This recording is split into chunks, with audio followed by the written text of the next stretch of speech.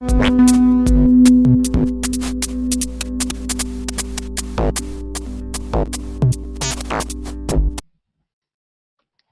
is Monday, the 9th of July, 2012, and this is the Audio Podcast, show number 63, Audio Adventures.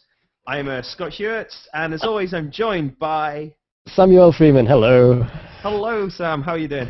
I'm alright. I just noticed that the lower third thing covers my face, but this is the audio podcast. The fact that we broadcast it on YouTube with the Google Plus Hangouty thing is kind of neither here nor there, but, you know, it's nice that it exists. Hello. It does mean you can watch the show live at, watch the show live at 7 p.m. if you want to, though. Yeah. London time, which is pretty cool. Wave to us. That's nice. It'd be nice to kind of have it open. We used to let the Hangout let anyone drop in, but we found that kind of got a bit crazy. Well, let's make it open at the end today then. Do you feel? Okay. Yeah. At the end, let's do the show and then let's. Oh, I see the button. Yeah, I was just wondering where the button was, but there's a little public button there. I'll press that at the end. Yeah. Shall we do some news first? Some news, you say? Yes. Mix, M-I-X-X-X. They're the most advanced free DJ software. That's what they say, and I don't know if I knew this existed, but maybe I did.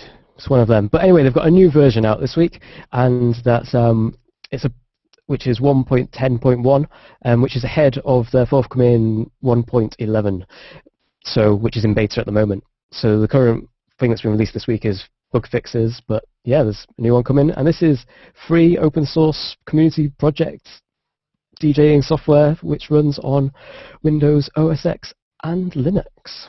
Yeah. It's also cool that it's actually been part of Google's Summer of Code as well for the last couple of years, so there's been some solid development going on with it as well. I've never used this, but when we spotted it last week when we first spotted it, I actually ran a installation of it onto my Fedora Linux box at the moment and had a little play, and I was it definitely worked, and it was kind of fun and quite intuitive to use. So this is definitely a good choice for, if you're wanting to try a tool out. This is a nice kind of thing to have a look at, and easy to comprehend and quick to get set up. So that's pretty cool. Yeah. And how did your netbook handle it in terms of, was it smooth running? Just about. But I would suspect that has more to do with the netbook being very underspec than Mix-X being, overly demanding or badly written. Well, I mean, it's, streaming the audio from, who knows how it's doing that. I'm sure you could find out, look, it's open source and go in. Shall we move on to some other software-y things? Okie dokie. What do you want to go to next? Next in the list is Avid. Avid and their software side of things, but not Pro Tools this time. This is the Sibelius office in the UK is to close. Indeed so. This is the list that you can get online at theaudiopodcast.co.uk /show/63, which is today's show, which is cool. So just last week, as we were recording show 62, the news broke that Avid had restructured and sold off some of its properties to a company called InMusic. And then a little bit later on in the evening, actually the next day, the news also came out that Avid had actually had closed the UK office for Sibelius, and they've moved that off to a couple of other different places now. Not really any official comment that I could find from Avid, but a CDM and Pro Tools expert both kind of ran articles, talking over the fact that Sibelius had shut. If we just pause at that point in the story for now, I think Sibelius is horrific anyway, and I'm actually surprised that Avid have kept Sibelius. When the news broke that it had gone, I was like, well, surely they've sold Sibelius as well, because I just don't, Whereas I can understand the argument that says Pro Tools is professional level software, and I agree, like Pro Tools is excellent at what it does, and it does it very well. Sibelius is not, in my opinion, isn't in the same kind of league in terms of doing what it does very well. It does what it does, but it doesn't do it in a brilliant way. And I'd like to think if I was a professional music typesetter, I would have another tool available to me rather than Sibelius, because, yeah. He says with horror. But, and yet people do, because it's been around for quite a long time, Sibelius, so people kind of, it does have a people who use it. I guess it's like people get stuck with or get locked into, in their minds, locked into a certain DAW. It's the same with this. I know people that use Sibelius even though they don't like it, because even though they don't like it, they know how it works. And yeah. Maybe, yeah. Well, that's certainly what happens there, isn't it? And Sibelius is what it is. So Sibelius does live on. I guess for people who are more aware of the history, the Sibelius was actually created in its first instance by this UK office, who have been the lead developers on it and the lead supporters of it internally inside Avid. So the fact that the UK office has closed is quite significant, because that was the original kind of birthplace of Sibelius. So it's definitely a sign that it's been, the control's gone elsewhere, and whether it's obviously it's a business decision and probably being driven by a cost-cutting exercise, but I have my suspicion, I would suspect that a significant number of the British team at the British office probably aren't going to be heading overseas to continue development on it. So it's probably going to see a kind of refresh in terms of people involved with the, with the production of it. But I don't know for certain. I'm just, guessing. Wild speculation there. Wild speculating about that kind of thing. To get some more detail about this whole kind of Avid maneuvers that are going on here, Avid are a publicly listed company, so you can actually listen to the earnings call and see the slides that were presented to the shareholders as part of the announcement of this happening. You can have a look, and to be honest, it makes it makes very sensible reading. And as suspected, Avid basically confirmed that they are looking to leave the low profit, low growth consumer space and head into the professional and focus more on the professional space, where they say there's, the drive from standard definition to high definition is happening, and also the fact that consumers are demanding more media in a more accessible way is also beneficial for their growth, for them as a business. And to be honest, I probably agree with all of those kind of remarks. There is probably more margin and more profitability, and there's less competition in that kind of high-level professional space. So I think it kind of makes sense that they're doing that. And it's nice that Pro Tools Pro Tools makes sense in that space. It still makes me feel concerned about the future of Pro Tools in the consumer space at that kind of low level. And yes, it's a good idea that they've dropped the requirement for an MBox and it runs on any hardware. But in my mind, that's almost more concerning, because they're kind of saying we're going to let you run it on any hardware you want to. And I can see that being along the lines where development of the kind of entry kind of level Pro Tools system starts just to stall a little bit and fall behind. And I don't know. I wonder if we're going to see a more divergence across the kind of Pro Tools platform because of that, maybe. But I don't know. On the positive side of this story, though, CDM also ran an interview with a guy called David Frederick, who is one of the marketing people for the company in music, and they talk about where they're going to go with the properties they've bought from Avid and how they're going to direct that. And that's quite interesting. They definitely have some ambition and some ideas for growth in there. And at the very bottom of the article, they have a kind of historical piece about MIDI Man and that kind of stuff. And at the bottom of the article, they dictate that they expect MIDI to be phased out around about 2161, which I thought was a nice little kind of sentence for us all there. I had to actually think about that before realizing it was funny. There you go. To be honest, I think, actually, this is completely unrelated, but I was reading a BBC News article today about long bets, and I do wonder what sort of odds you could get on predicting MIDI will be defunct by 2161. Because how would you define defunct to get a bookie to pay out? I mean, well, I don't know, but while I'd like to think MIDI will be dead by 2161, will it?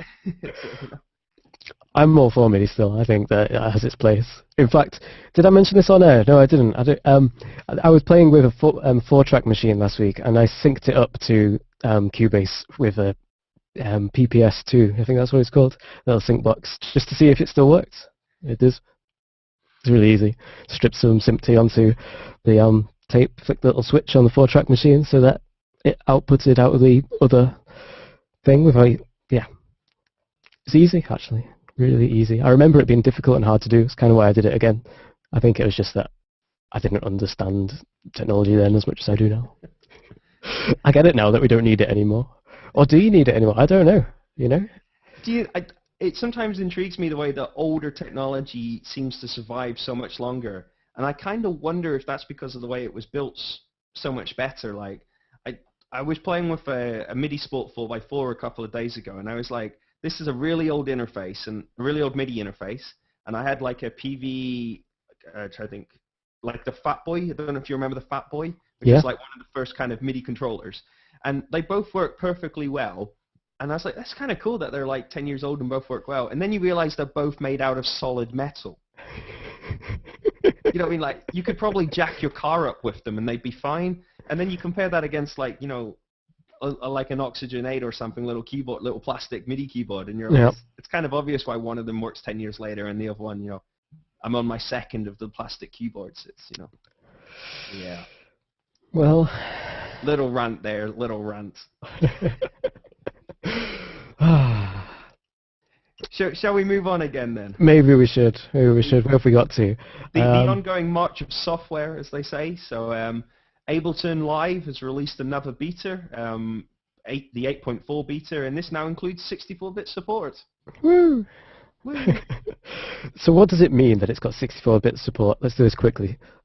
Well, 64-bit refers to the actual kind of raw computing architecture, the actual architecture of the CPU running it all. The main thing it means is that you can address more memory. That's Cool. the big thing. How much more memory? Masses. Literally masses and masses of memory. The number is so big that it is irrelevant because you can't possibly fit any portion of any amount of it into your system anyway. So, you know what I mean? At the same point, you do get some processor benefits because you can, you know, a lot of the chips nowadays are actually running. You've got a lot of the chips are 64-bit chips, which are running 32-bit emulation modes on them, which is a bit of kind of computer sciencey, but essentially means that you're compromising the performance of your processor by running the wrong kind of code on top of it. So, you know, there is a efficiency argument of running 64-bit software on a 64-bit software on a 64-bit processor. That's efficient. That's a good thing to do for that reason. So that's kind of cool. In more immediate steps, it breaks Max for Live. Any of your 32-bit plugins won't work unless they have an adapter, which is available. Video is also broken, and the bridges as well. But Rewire does work. This is a beta though, so and Rewire does work. Oh, that's because Propellerhead had the 64-bit thing going on. Good for them. Cool. Yeah. This is a beta though, so you can obviously run your stable version and then run the beta version alongside it at the same time. So, you know, I mean, it's an opportunity to go look at the new 64-bit version, and Max for Live and the bridge and the video will all be fixed for the actual stable release. So it's, you know, I mean, this is like a real beta. It's not like a Google beta where it lives there forever. This is like a, you know, some things are broken, not everything is finished. Be careful beta, which is fair enough, you know. Yep. I think that's cool. I like that, you know. So should we go from betas to beats? Nice. Thank you.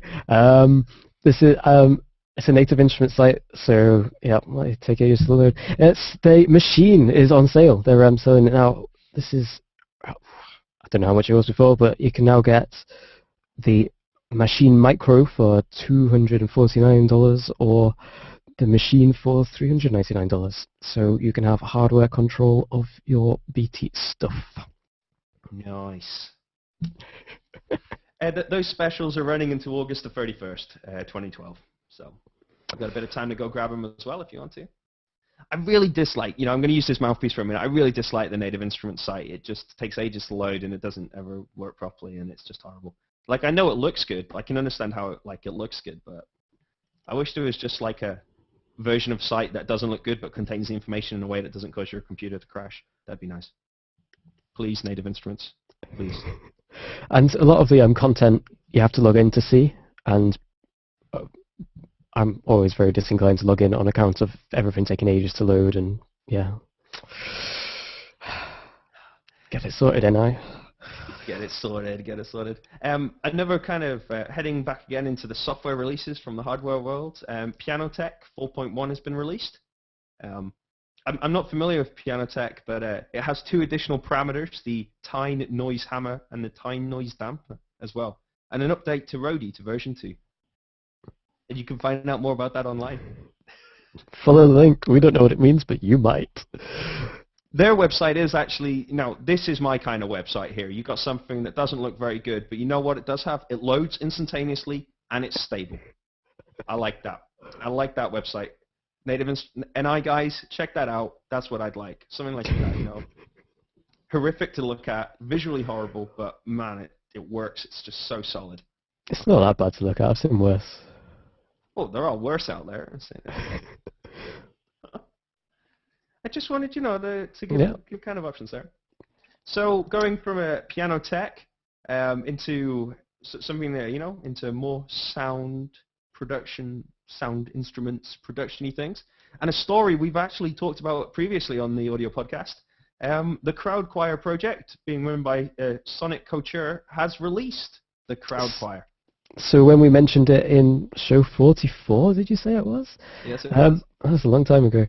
Or was it? But they were looking for people to send in their voices, and now they've collected those voices, edited it all together, and created a library of Kontakt ESX and live format. So yeah, it's pretty cool. There it is. All of the profits from this are being donated to the Red Cross, which I thought was a cool little addition there to that as well.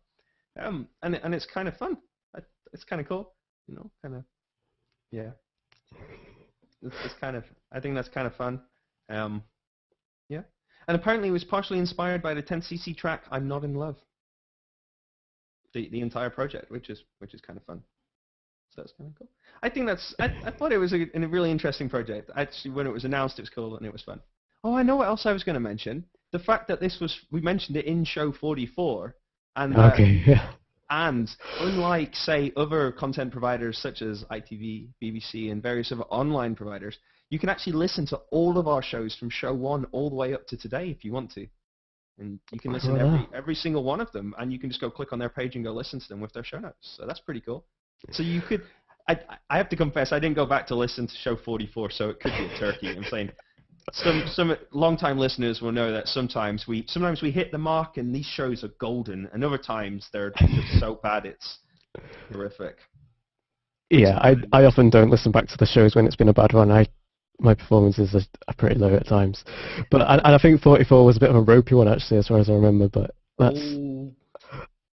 Maybe we should have like an internal mark, like a kind of scoring scheme that people can like score shows, so they can be like very poor. You know? Well, we've in our now 63 shows of existence, we've changed website 3 times. We're on our 3rd site.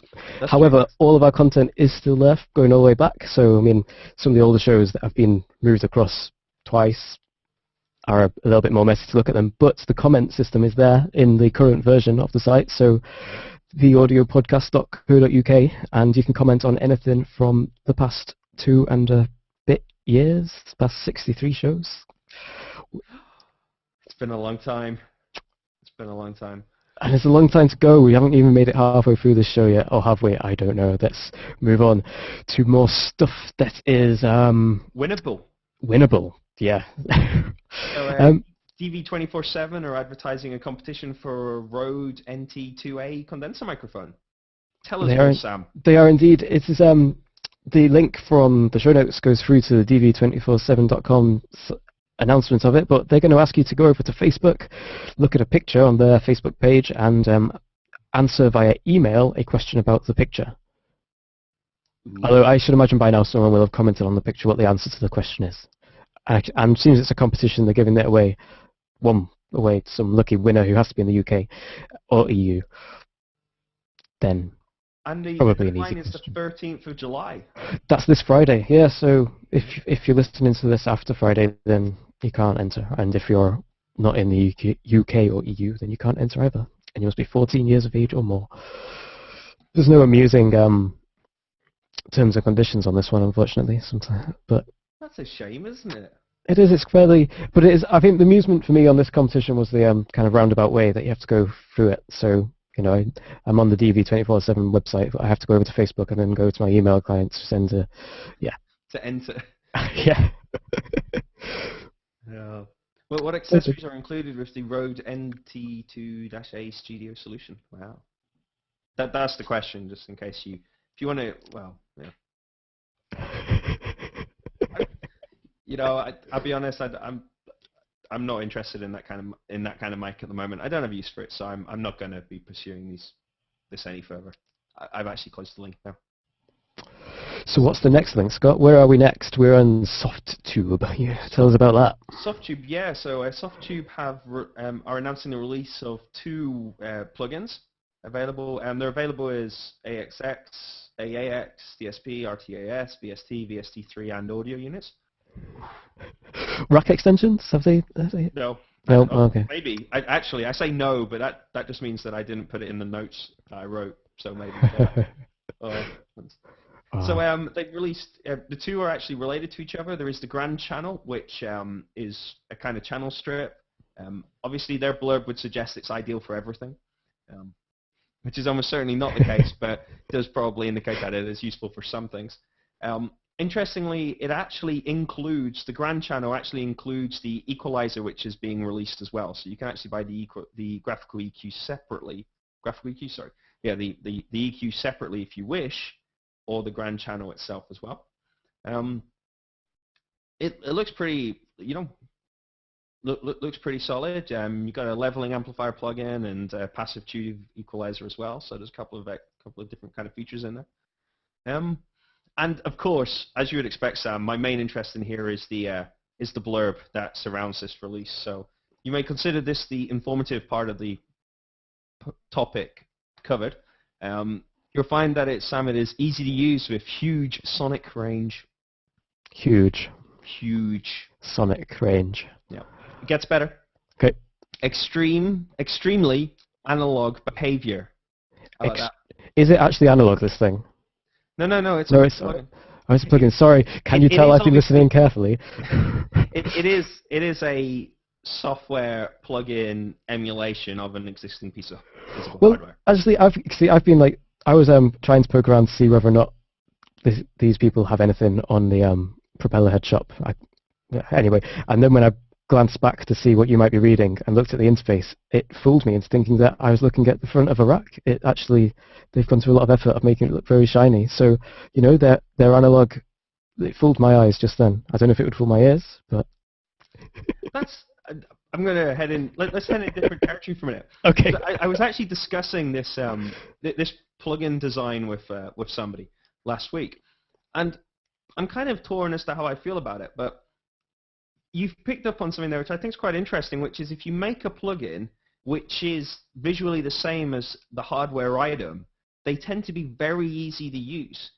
They tend to be a little bit awkward because it's never much fun trying to move a dial on screen. A rotary dial on screen is really hard work to work with. But in terms of the visual information, it's actually really nice. Whereas the on-screen version of that would probably ideally be a kind of box that you can type a number into, but that isn't as nice or as obvious or as easy to work with. So I just think it's interesting that that's a kind of cool thing. Maybe I just can't get over the idea that something would be extremely analog behavior. That's just awesome. That's on the Summit Grand Channel there, by the way. I wonder if I'm going to just quickly read the blurb on the EQF 100 full-range equalizer just to see. Which is the one I was looking at, just for... Yeah. The flexibility and smoothness. Nice. It's cool. Well, they've been released. They are available. That's the information that people, that's the sensible part of this story. I hope people enjoy our kind of greater analysis, shall I say, of the marketing blurb.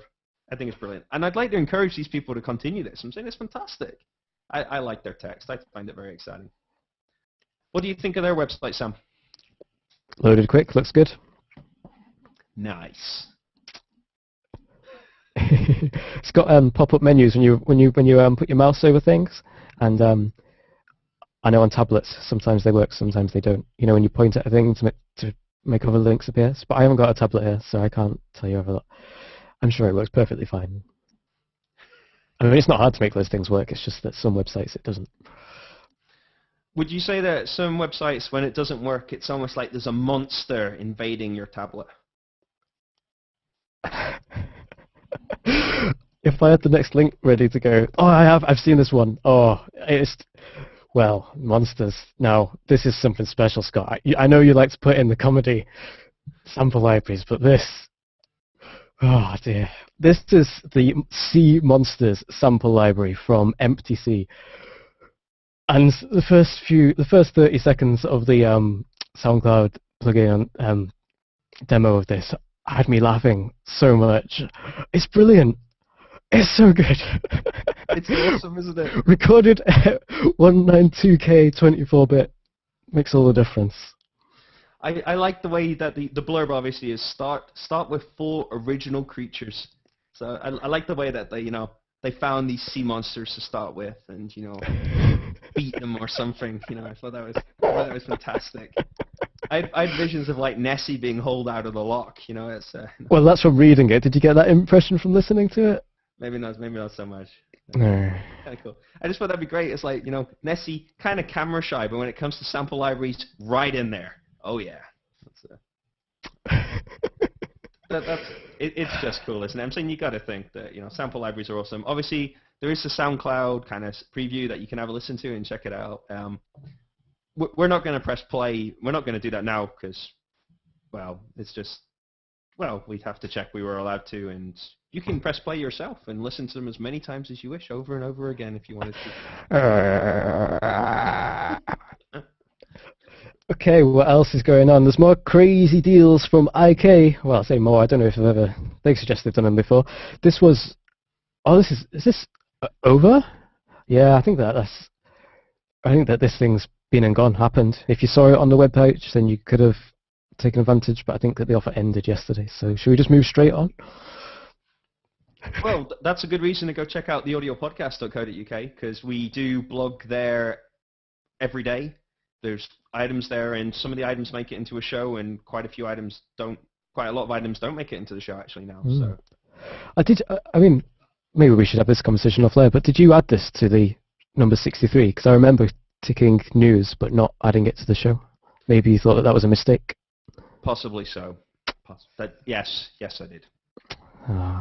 Well, here's another one that I added on perhaps the same day, which is Steinberg